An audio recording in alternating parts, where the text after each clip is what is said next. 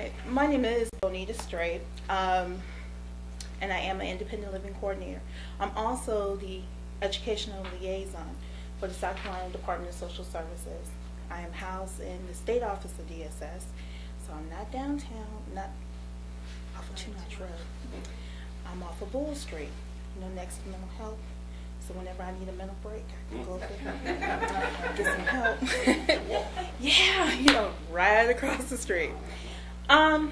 The services are provided for foster youth between the ages of 13 and 21. This is due to the Chafee Act, and if you turn to the first page, it kind of gives you a little bit of the background for the Chafee Independent Living Funds, and kind of tells you about how that came about, so that you know.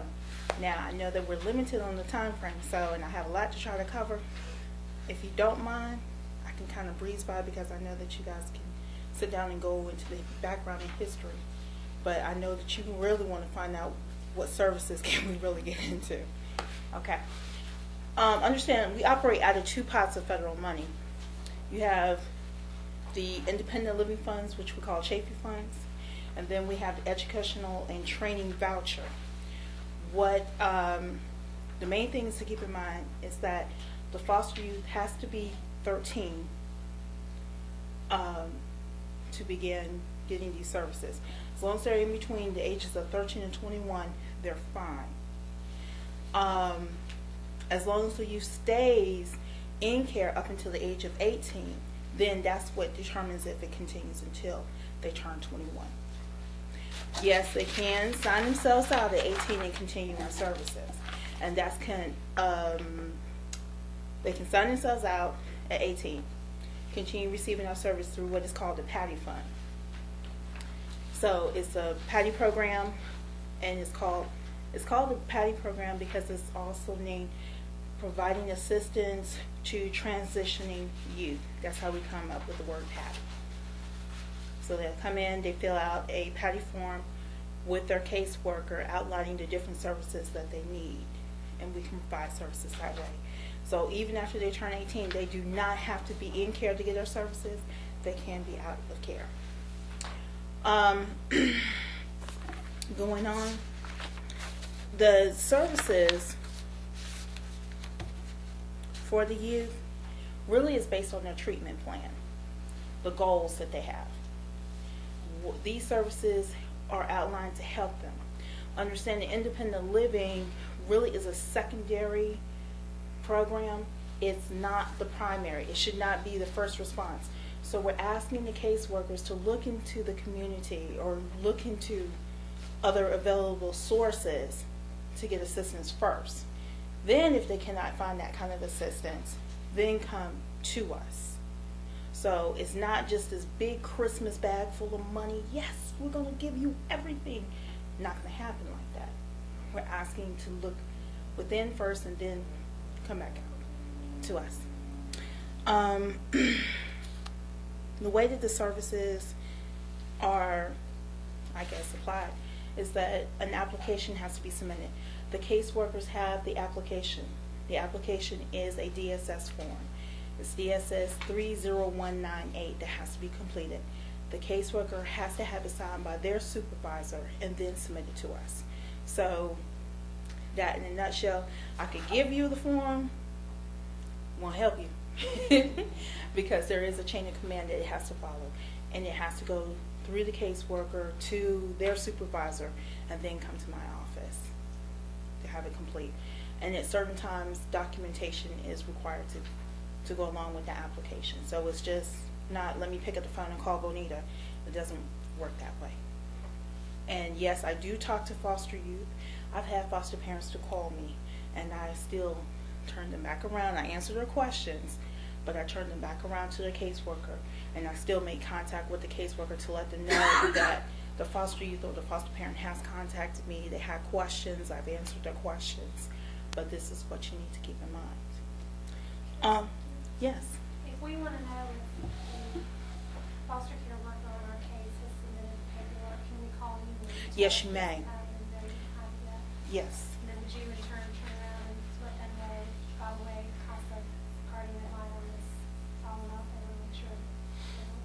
Yes, ma'am, I will.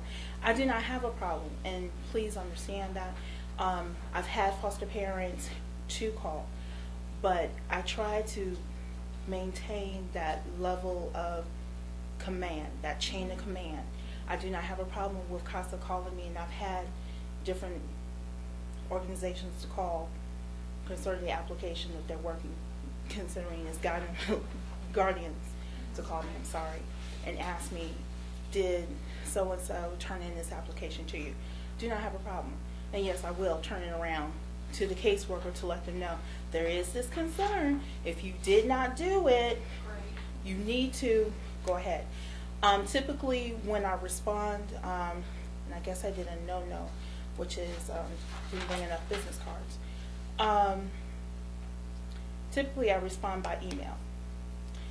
Understand the philosophy at DSS. If it's not documented, it didn't happen. That being said, I am an independent living coordinator. I have 20 counties. I talk to a lot of people every day.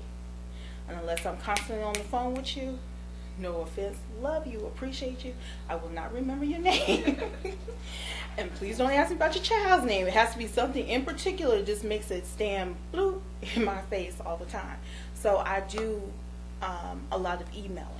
So if you email me, I will turn around. And then that helps for your documentation as well, because then you can have that paper trail of what was said, when it was requested, when it was responded. So I can do that as well. Okay. Any other questions? Is your email address in here? No, I can give it to you. You know what? I might. Father, please let them be in here. Please let me have enough. I know they're in here. This is the piece that we're going to cut and edit. Oh, praise Him. I don't know.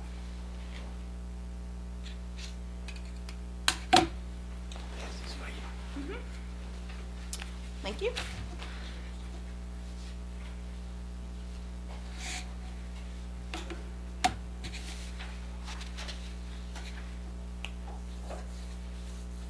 I feel happy to keep the cards. I just love DSS.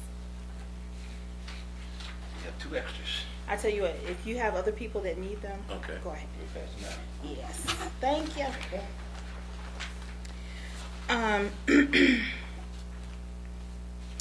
Okay, now let me explain before I get into the services that we provide. Let me explain how the process works.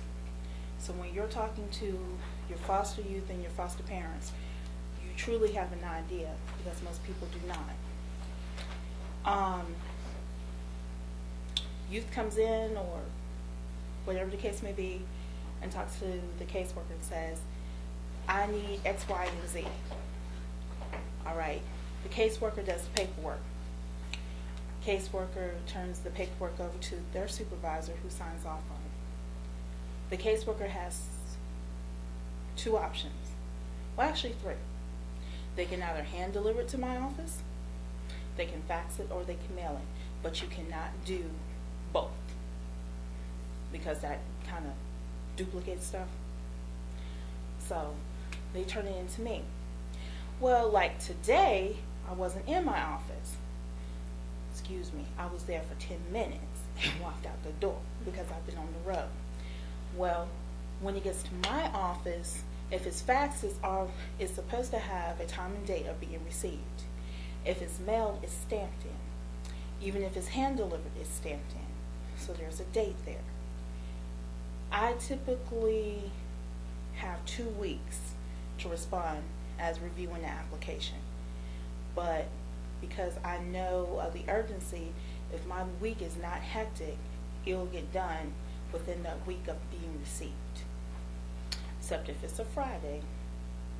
Yeah, except if it was a Friday being received. Just depends on what's going on. But I typically try to hurry up and get it reviewed. But when I review it, it's turned over to an administrative assistant to be put on a 1402. So now the application becomes a 1402. The 1402 is what we use as far as DSS concerned as a payment receipt. Okay. Now, when the 1402 is prepared, it's brought back to me, and I have to sign off on it. Once I sign off on it, it's turned over to my supervisor. My supervisor, being a supervisor, has supervisory functions and some other stuff. So whenever she's able to go ahead and sign off on it, she signs off on it only after she reviews it and makes sure that everything is there. Even though I'm looking for things, she might say, well, Benita, I need some more information. I need clarification. That's why we ask the caseworkers, write out everything possible. And I'll get into that quickly. But write out everything possible. If it's approved, she doesn't have any problems.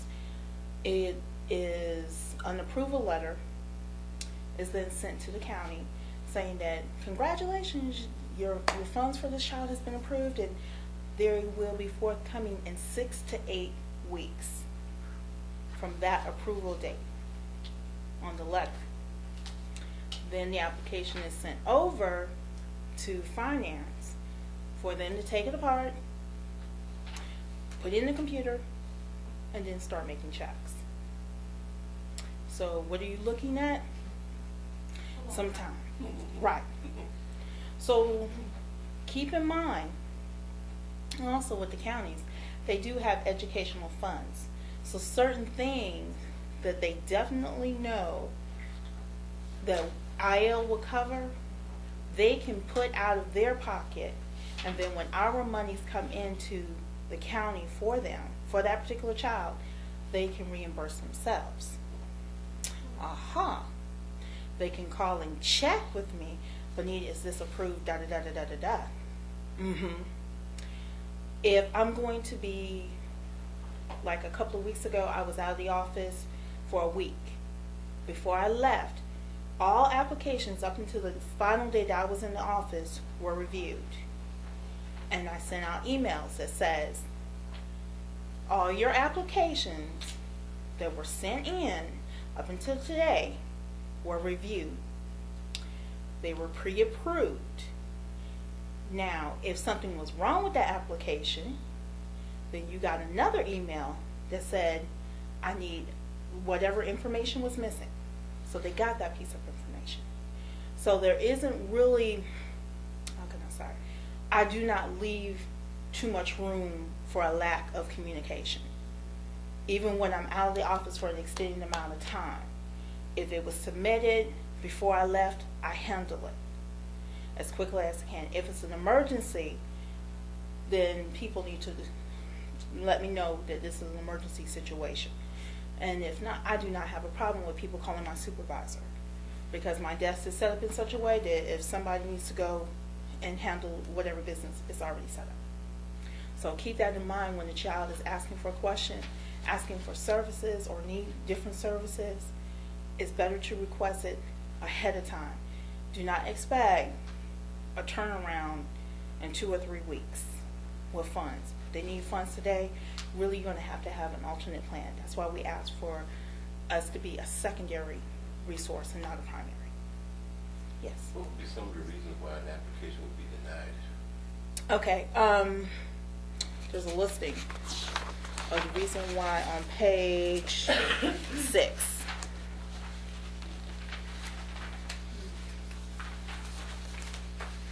Page 6 tells you some of the things that we do not cover. Is the main reason why. If it's emancipation, which I guess I just need to go ahead and tell you some of the things that we pay for, and then I can kind of answer that question a little bit better with my time frame. Let me see. Starting with page 3, I can go ahead and start outlining our services.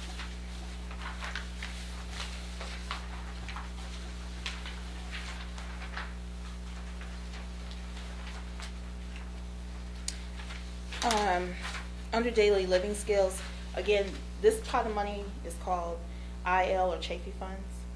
This is the one that runs from 13 to 21, definitely 18 to 21 as long as the child has been in care at the age of 18.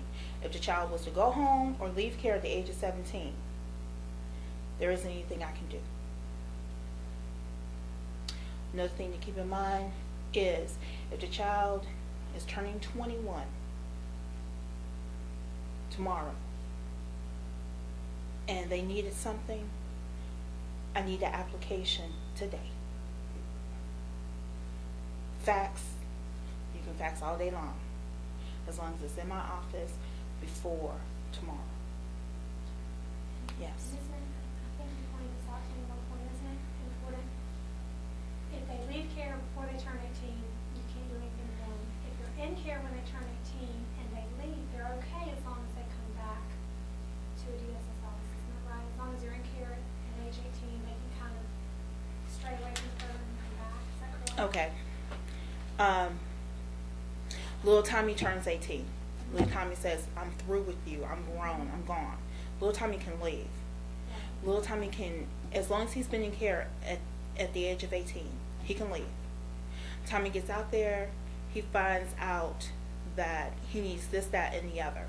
But he doesn't want to come back into care, but he just needs. He can go to any DSS office and request Patty's services. So it's important for us to encourage our kids that are getting range from that age to just stay in care until they turn 18 because they're going to leave more opportunity to get help later on as long as they're in care on their 18th birthday. Right. So if little Tommy turns 18 tomorrow, he left care today. See ya. I can't do anything.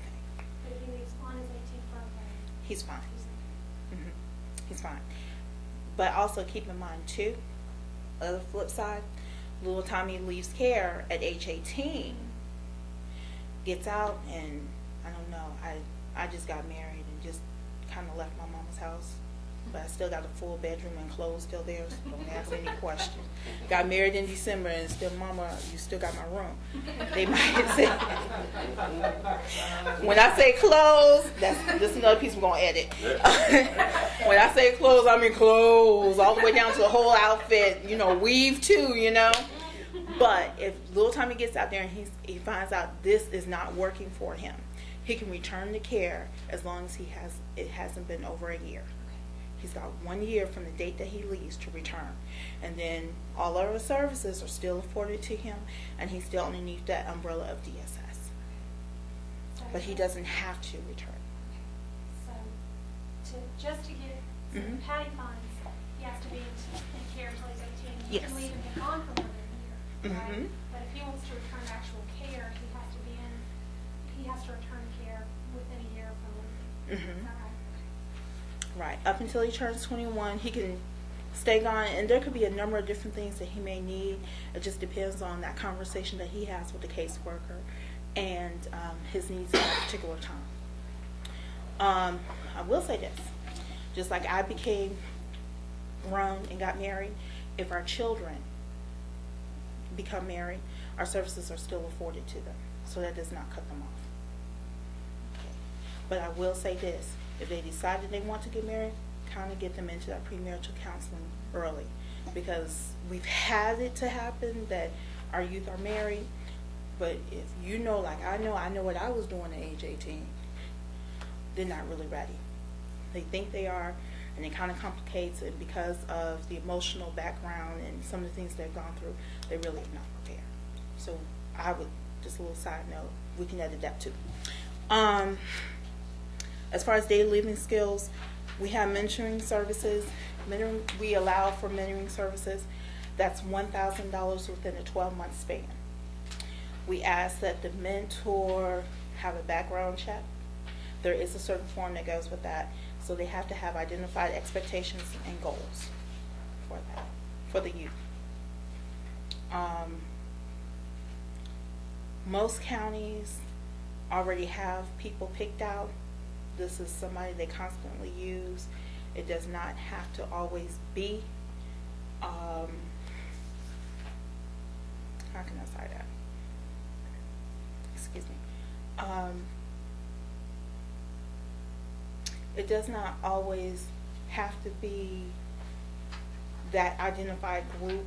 If you just know of somebody that really works good and the caseworker is comfortable with it, as long as you do the background check. Now, I will say I'm also a special education teacher.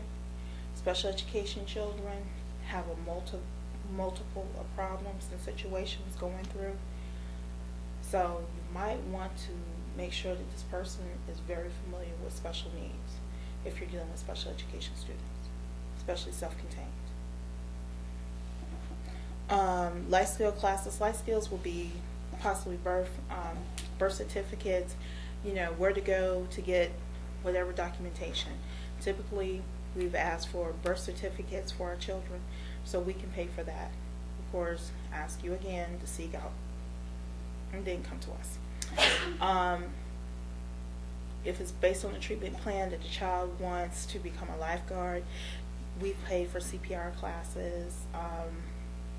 Just really based on what that treatment plan is, the goals for that particular child has identified with the caseworker.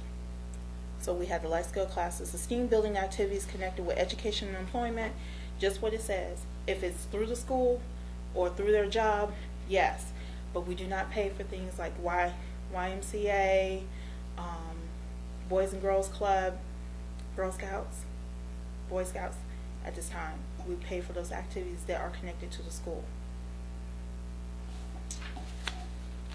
Adult education, yes. Now, strong caution with adult education. Please make sure that it is an accredited school and that it will be a recognizable degree from the South Carolina Department of Education.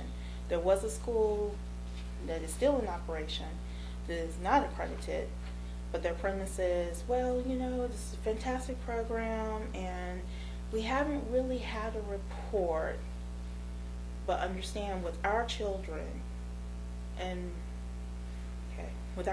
our money, federal dollars, there has to be an accountability, accreditation. The other thing too is if that child decides to go to another school for higher learning, they won't be able to get in if the school is not accredited. So it would have been a waste of money and waste of time. Getting a job, no problem. Getting into another college might be a problem.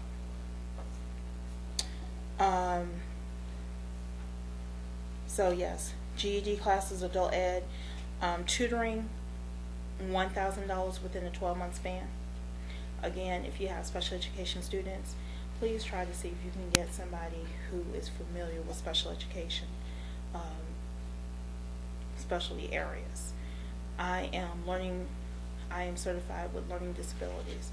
So if you have a child with learning disabilities, that might be something that you would consider. If you have somebody, if the child has emotional disability, you might want to get a special education teacher who's certified with emotional disabilities. No, they do not come cheap. So there are also free tutoring programs that you might want to check. I've often told my caseworkers and the foster parents, start with your teacher first, move out to the school, move into the school district to start with these tutoring programs. And the reason why you want to start with the teacher is because in her salary, do not let the teacher fool you. She is supposed to have some office hours where she's supposed to be able to work with children who have problems. If the teacher is working with a child, how can she fail that child? No, she can't. Okay, can't happen. So you want to make sure that you continue. The only way that that child is really going to fail is if the child is just absolutely not doing anything, flat foot, no. But then the teacher also has to follow the procedures of the school to help identify assistance for that child as well. So you definitely want to keep that in mind. I'm sorry. Yes, go ahead. School district, what is their role with kids who are over 18, say in special ed? Are they dealing with those kids? So they said they have to work with those kids. A child who is in special education, especially self-contained, can't stay in school up until the age of 21. Okay. And the school district is mandated to provide education for those kids. Okay. They do not have to leave. Special education students do not have to leave, especially self-contained. Yeah. And if you have problems, you should see contact Mary Eady's office at Pro Parents if you have any problems with that. Anita, Yes. if CASA, if our organization's guardians recommend independent living as part of our youth's program or treatment plan in the court order, does that, and this might be a question for you too, Lila, does it automatically mean that the caseworker in this child's case is going to do this necessary paperwork? For example, Jennifer and I have a child that we were just Mhm. discussing earlier who could benefit from this, but the caseworker has not initiated some things, hasn't been in contact with the child, and Jennifer's concern is the child is going to slip through the cracks, slip through the system, and she's 17, almost 18 years old, and she is an extremely bright child. I mean, her peers, her teachers, the orphanage that she's at, just talk about what a bright girl she is, and Jennifer doesn't want her to slip through the cracks. So we feel like she could benefit from some of this, but going back to what you said earlier, I know that there's a chain of command. Chain of command. What, without, I don't want to say Cause getting any this person- problems? Yeah, is there something that we can do? I know we obviously can't fill the paperwork out, but if we recommend independent living as part of this child's treatment plan, will that Independent- initiate the caseworker to begin this paperwork if this child qualifies for it? Or do we need to do something to initiate that, or? It should be independent living services, and these services are available point blank. Like I said, as long as the child's in between the ages of 13 and 21, and especially if she's in care, then she's eligible for these services. Now, you're asking me what you can do to make sure what, I'm trying to stay within the hour, but what quick solution? You got my email?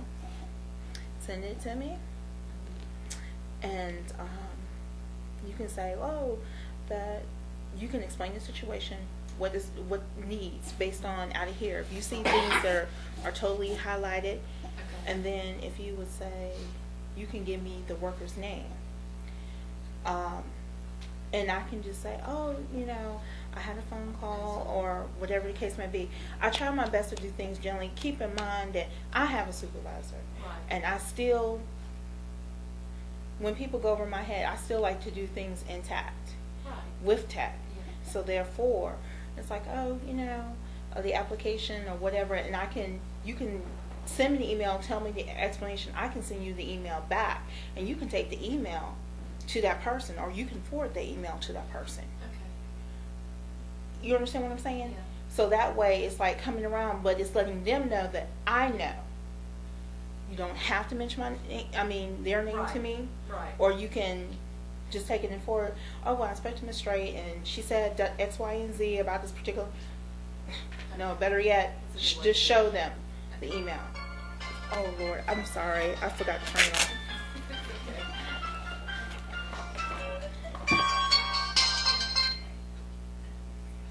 Hi, can I call you back? Thank you. Don't even know who it was. Okay.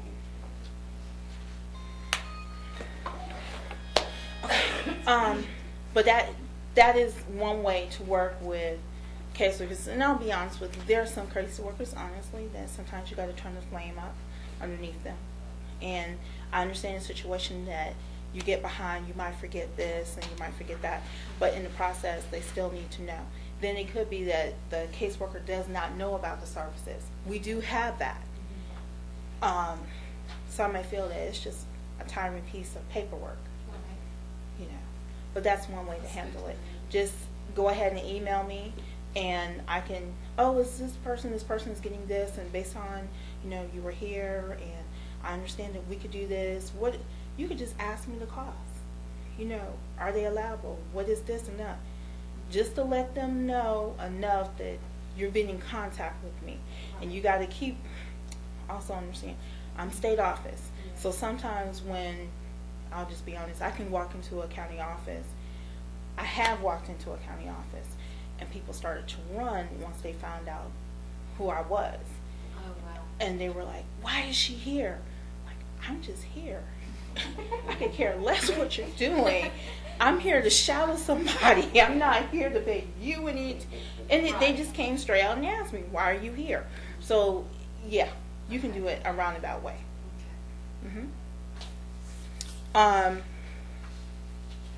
Transportation is $30 a week. Transportation is only afforded to youth who are going to adult education or in college or work. Work is only for 3 months. Transportation. This could be car. This could be bus. Transportation. $30 a week. Please keep in mind we will not pay for that week in Miami for spring break. We won't do it. But we will assist them with that. The transportation to college is only if they are commuting, not living. We will not pay for them to go from this side of the campus to that side of the campus. Something new that is not in here is $400 meal cards. That if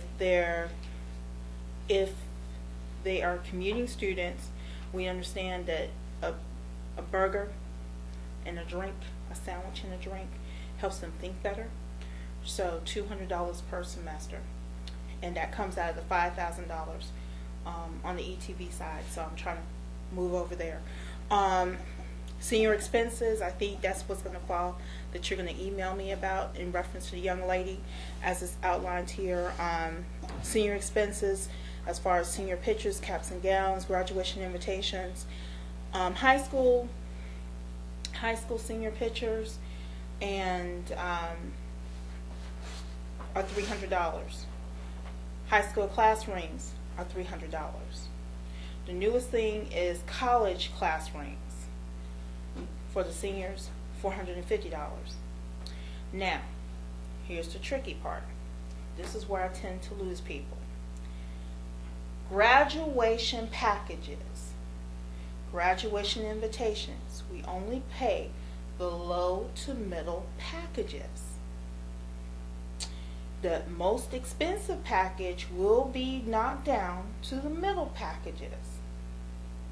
So please, when you're talking to your youth, encourage them to only get packages, and only the packages low and middle. We will not pay for the additional flip-flops, shorts, shirts, caps, beanies. Not happening. Love you, but we're not going to pay for that stuff.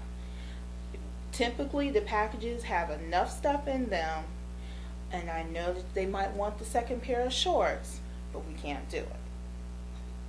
Now, if they choose not to get a package and we have some to do that, that's a totally different thing.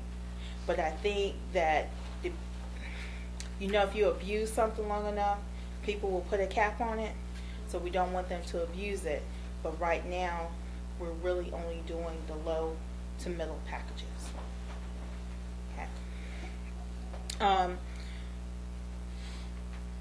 Specialized if they need calculators, only uniforms for classes such as cosmetology and nursing. We do not pay for school uniforms. That should actually come out of their board pay. Routine educational field trips, please make sure that we have a flyer. That's it. Because we have to make sure that it's the math class going to a math event or a science class going to a science event. But chorus going to Carowinds. Please make sure the chorus is singing. Now, I do not mean singing on the bus and singing at the park while they're going down a slide. Performance. You guys laugh, but I'm telling you the applications that come across my desk. Okay. Summer college housing. If the youth is in college, they do not have a place. Okay, they're in college. They've signed themselves out of care. They haven't turned 21. They do not have a place to go to for the summer. Because they're out of care, we can't put them in a DSS housing facility. So if they need a place to stay, we'll help them with $200 for 3 months. So that means they need to get a part-time job. or stay in a boarding Said, room. where you gonna stay for $200 for 3 months? Well, baby, sugar pump. You better get a room. But that's why it's just enough to help them, because this is outside of the emancipation. This not a lot of this money is reimbursable money. The workers are probably going ahead using their own funds and then expecting, because of the time frame, getting reimbursed by you folks and putting their money back in their pot.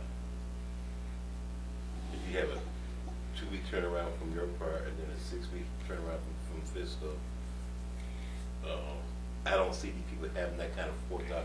This January, I'm graduating in May, I need to go ahead and put my paperwork in now to get this stuff for May. This is what I have told some caseworkers. I know you're busy, but let me talk to you for a minute. Oh, you working? Okay, that's $200 for work clothes, $360 for transportation. Oh yeah, you want to go off to college? College application. There's a whole bunch you can do right then and there, and you don't have to turn in an application for each individual thing. You can actually list as much as you can on that one application and knock a whole bunch of stuff out. Because if you send me a group of 4 applications, all Bonita's going to do is take it apart and only pull certain pages together, and the rest are going to go in the garbage can, because I'm not going to have duplicates. But what I'm saying is, there are certain things that the county can go ahead and front the money and reimburse so the child can get it now. Yes, I've had caseworkers to reach into their pocket and pay out something and have the reimbursement. Well, we've had foster parents to reach into their pocket and pay something, and we had the reimbursement. And in those cases, though, you really need to have documentation for everything. That's a very big thing. But you want to make sure that in those cases where they're reaching into their pocket or they're getting the money from the county and they're asking for reimbursement, that it's truly something for which we're going to pay. Right. And the reason why I have to stress these graduation packages is because they'll order up a storm.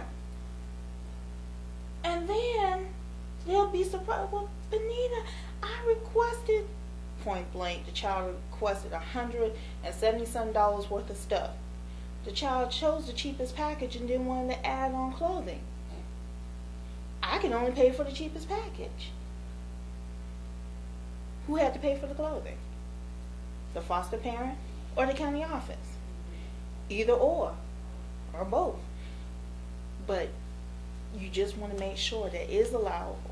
And in those situations, people can call me and ask me, well, Benita, is this going to be da-da-da? And to be honest with you, I do not have a problem saying, I'm not sure. Can you hold a minute and let me double check? Can some of these reimbursements be retroactive? I've had that to happen. Say, for instance, in this particular situation, your foster parent was had paid for field trips and still had the check or the receipt of doing X, Y, and Z back in December. Yes. If it's something that we haven't paid, yes, most definitely. And kids going to summer school can be paid for that summer school also? Yeah. You have, now, hold on. Let me slow down when I say yes. Yes, if the child was failing. Yes, if the child is behind. Or just to get extra Not credit? everyone No. progress. No. That's the case. A whole, well, I wouldn't say a whole bunch, but I don't see a whole lot of kids going to school right now. But anyway, Okay. that's what summer stuff. But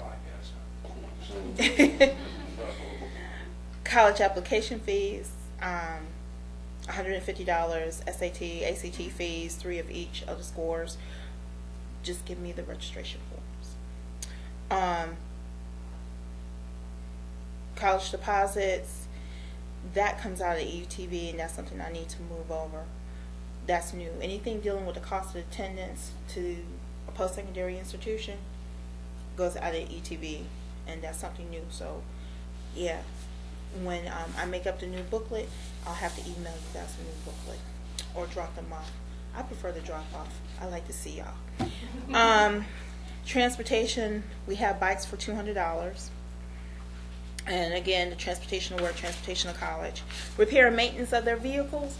If they get a vehicle is in their name or in their name and in the foster parent's name, they have the insurance.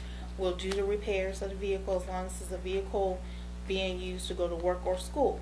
Now, if the youth is in high school and they're junior, senior, very active in organizations, very active in working and stuff, then that's one thing. But if Sweetie Pie is only 16 years old and that 2000, give me a call, that 2000 Volvo, Not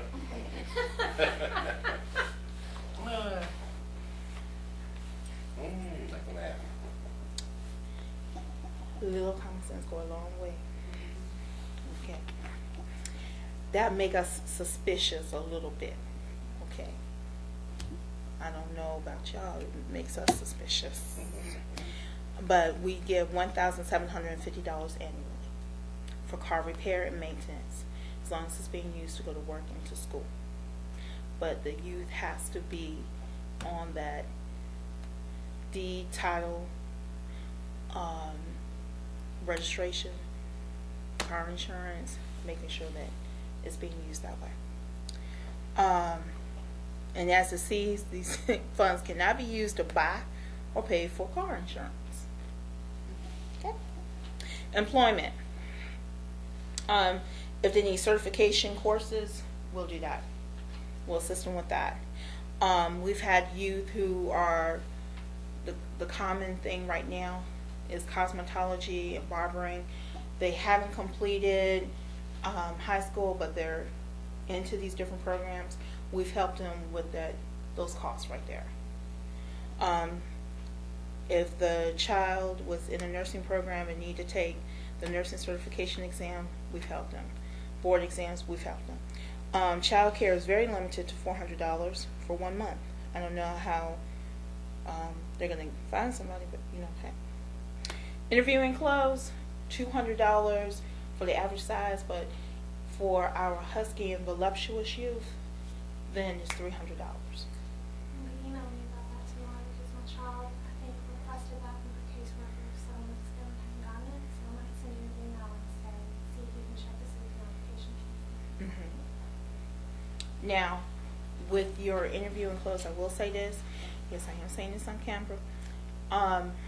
With your husky males and your extra tall males, please, as you see, I am a voluptuous female. We have to understand that appearance is first. So help them to understand that from the time they get out of that vehicle and walk up to the door and ask for the application, that starts their interview process. Have them dressed in such a way that's going to receive. I love weave, but I have to wear weave that can complement me. That pink, blue, purple, green, red, help your sister. Okay. Help your dog. The guys with the long hair, if they're going to wear the long hair, have it pull back into a ponytail if it's straight hair. If it's of the Afrocentric nature, if they want to wear those cornrows, make sure it's done. Make sure it's nice and neat, that the hair is tight. And when it comes to the voluptuous female, please help her understand, yes, she is very attractive. However, we're interviewing for a job somewhere else other than at Two Notch Road, okay? So we want to cover some things up, and we want the skirt to be long enough that we don't need to know how luscious she really is, okay? So help them to understand those. This is, I'm telling you because I've seen it at our conference, and I was like, oh my Lord, you actually walked out the house. I need to be your caseworker. But yes. I was going to ask you, I don't know if this comes out of these funds or something else, but my child is referred to $100 clothing allowance. Does that come out of the patty funds or does that come out of something else? That's separate. Okay. So it's just the interview clothes that comes out of these. And this is interview and work clothes. Okay. Interview clothes is totally separate than work clothes, but they're the same amounts. So $200 for the average size, $300 for the husky and voluptuous females. And then how, Okay. you get $200 for interview clothes, and then how much can you get for work clothes? $200. $200 for the year or for a month? It's basically at this time it's one time. So for the interviewing clothes, and what you might, and I had this suggestion, if the caseworker or and see you guys have a more intimate relationship with them, go through their closet. So when you go to the store, you're kind of maximizing, and you can actually put together some nice pieces. Now, I'm going to tell you this little tidbit. Yes, I know it's on camera. Stores, regardless of the size of the female, please have her measured for the appropriate bra. When we send you the money, we're actually sending you money. These are true life skill things. As curvy and full as I am, I wear stockings all the way up. See Catherine's down the road. Okay. That helps them to understand that knee highs are great, but knee highs do not go with everything. And another plus, Lane Bryant, if the young lady can, if she is so full that she is outside of their actual bra range, if the bra comes in that particular size, you can pay for it there, but they'll handle the shipping. They'll handle the shipping and handling to have it mailed to the foster home. So I'm speaking from experience. So I'm not telling you. And I know the guys are sitting there like, can we move on? Yeah, we move on. But I just want to let you know when you get these girls, and you never know. But these are some little tricks of the trade. And for places you want to try, it's Simply Fashions for affordable clothing for your plus size young ladies. The one on 2 Notch Road has been very good. I'm telling you, because I buy a lot of clothes. I need to take stock in their company. The Avenue is also good. City Trends, depending on the size of the female, and depends on the cut. But for true undergarments, go to Lane Bryant or Catherine's. Lane Bryant has the better sales. And like I said, they'll ship it to you. All you do is pay. You don't have to worry about the shipping costs. All right. We're going. Okay, guys. We're going. So you have that job skill training classes, which are directly related to youth goal.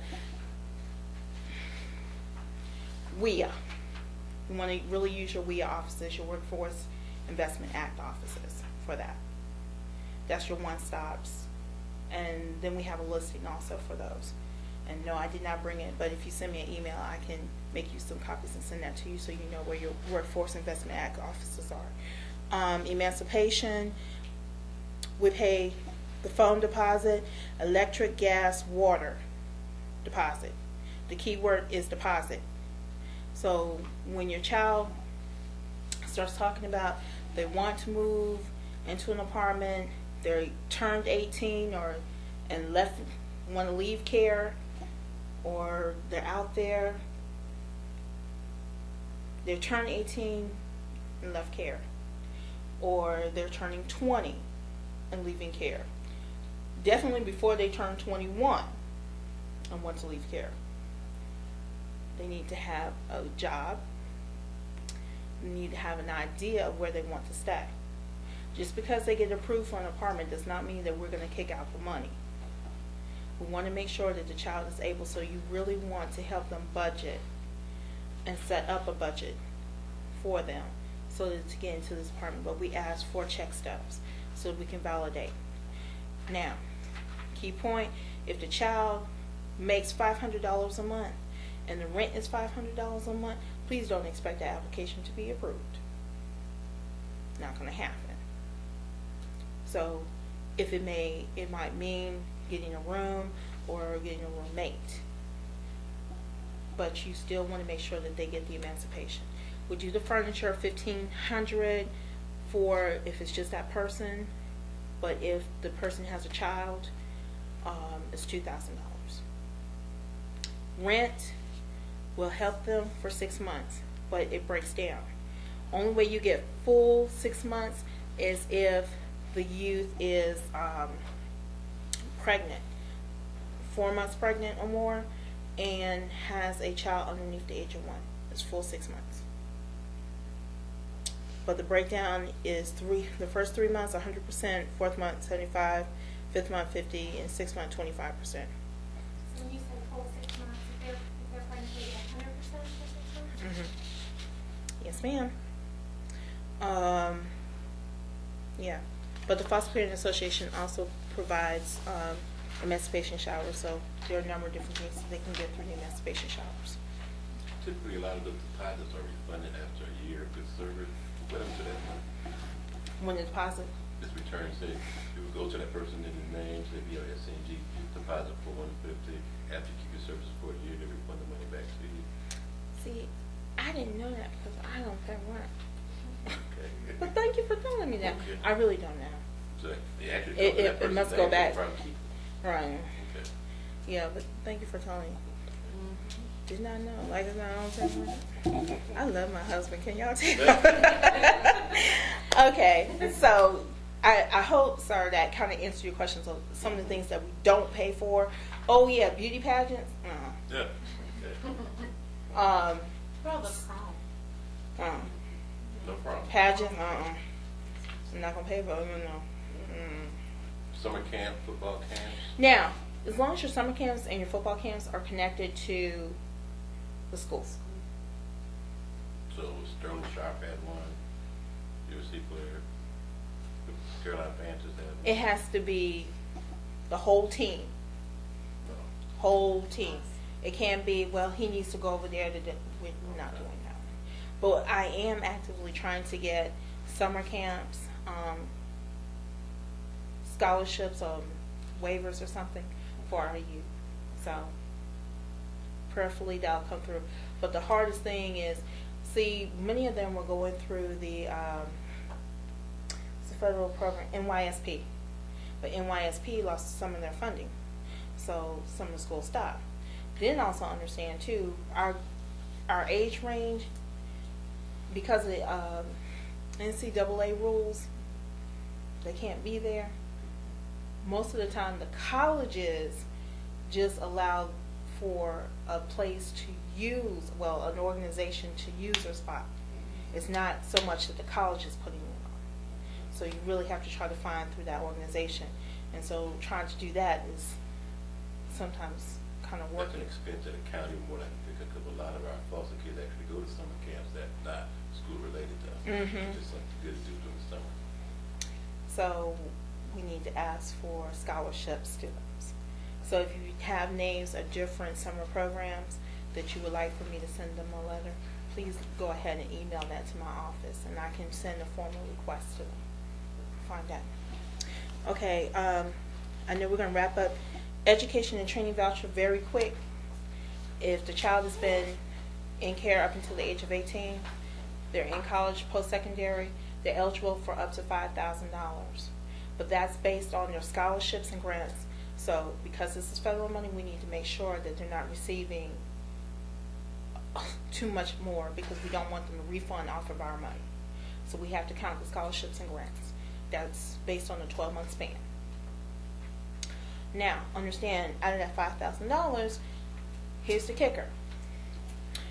College deposits. All those room deposits come out of that. Okay. Tuition comes out of that. Books come out of that. Oh yeah, and that computer that we help, $850. And if it's a requirement for a laptop, $1,050 comes out of that. Benedict requires the youth have business attire. That's $200. Comes out of that.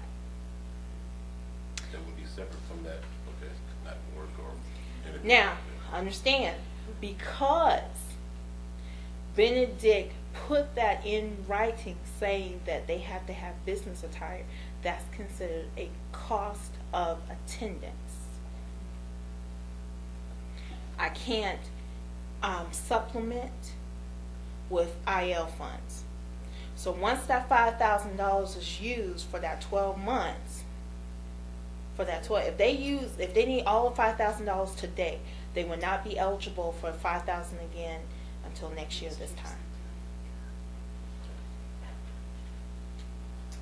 That's why we ask for them to seek out scholarships and grants. Oh yeah, get a job. Or else they're going to be doing loans. And you really need to talk to your children about the repayment of loans. I know, that's why I'm still in school. I'm running. These youngsters have trouble. Do they have trouble? They have trouble when they don't want to get up and go. If they want to get up and go, they can get a job search. See, the blessing about us is, like I said, scholarships and grants, we do not count work study. That's your pocket money. So if I'm only counting your scholarships and your grants, if you can get you a work study job, you'll put a piece of change in your pocket. But with our children, okay, we have to love them, we have to nurture them, but we also have to teach them how to be adults and make adult decisions. 21 comes quite quickly. So we have to prepare them because as long as they're in a post-secondary component, meaning as long as they're in the vocational school before the age of 21, in that post-secondary realm, the ETV funds will continue until the age of 23. That continues until the age of 23. After that, it's over. Chafee stops at 21. So, also something that's new that's not in here. If the child has left care, little Tommy has left care, little Tommy is now attending USC, South Carolina State University. Oh, thank you, Father. South Carolina State University, my alma mater. And he is set up in his apartment. He's out of care. He's up in his own apartment. He can use, we can calculate in his rent for room and board because he's living off campus. So if he doesn't need all that money to pay for his tuition because he has enough scholarships and enough grants, then part of that money, $5,000, can be used towards his rent because he's out of care for that 9 months. I'm looking at faces. Okay. Cool. Yeah, it does. And it's kind of hard when you're trying to mesh two. Typically, it takes me about 2 hours to do this.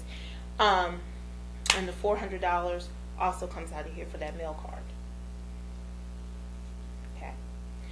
It really gets tricky when they're in massage therapy classes, because they take all $5,000 because of the equipment. So you really want to work with your children on making sure that they try to get other resources to help them. My strong suggestion, and I said this to a child before I came here, is if no problems, they can do whatever they want to do, but they really need to stop and think. Stop and think means this. You want to major in criminal justice. Why do you go all the way to USC to major in criminal justice and you do not have the scholarships and grants? Maybe you need to start off at a technical college and boost it and get your scholarships and grants and then transfer over. If your child is already making B's and C's, go into a 4-year college that opens them up. Let me tell y'all, you can have the best party in the world at a 4-year college. Even in the sticks, you can have the best parties, but they're not ready.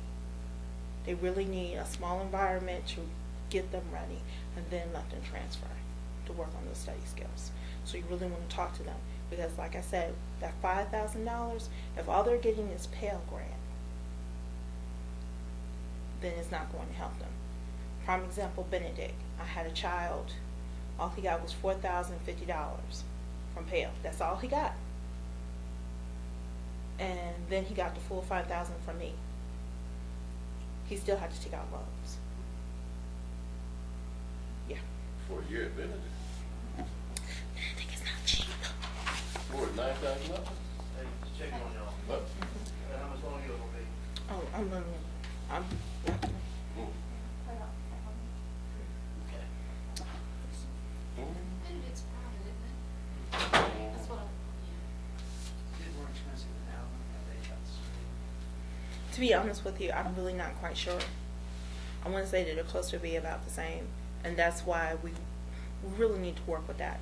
I was just at Voorhees before coming here, and their tuition is going up. They're $14,000 and something.